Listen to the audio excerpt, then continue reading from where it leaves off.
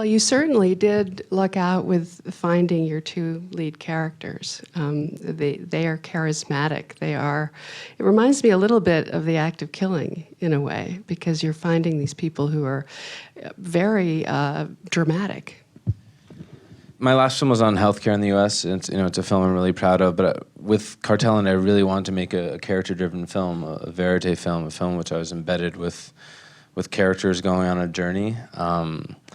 This is a journey that I could not have scripted or imagined. I really thought, especially on the Mexican side, I thought I was telling this story almost in the sense of a classic Western of sort of guys in white shirts fighting against guys in black hats. And obviously over time, those lines between good and evil became ever more blurry, and that blurriness fascinated me.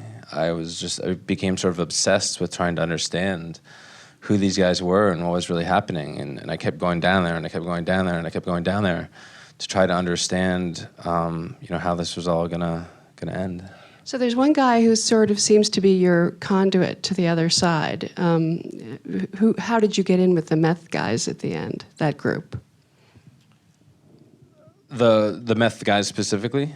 Why do you want to meet them? No. Oh. As they say, no way, Jose. That's something, most of the meth that we consume here in the U.S. Comes from Mexico, and much of that from Michoacan and the Knights Templar cartel. So it was a really, really important part of the story. And almost from day one, I wanted to film in a lab.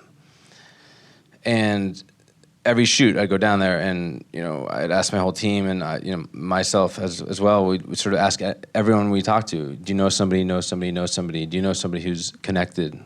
And for, month after month, we failed. And it wasn't until our second to last shoot, what I thought was our last shoot, that we finally got this call saying, be in this town square at 6 p.m. and you're in. And we drove to this town square and met a group of masked men who drove us through these towns and smaller towns and fields and smaller fields, and then they stopped. And then they said, we're here to provide protection, and another car slowly drove at us, and then they led us into the forest. And I've actually never seen Breaking Bad, but I'd always envisioned this as sort of like a halogen-lit trailer-like setup. And I get out there, it's in this forest, and the sun is dipping beneath the mountains, and I don't shoot with lights. And so I just was like hating myself. I just couldn't believe I'd fought for so long to film this scene, and I couldn't see anything with my camera.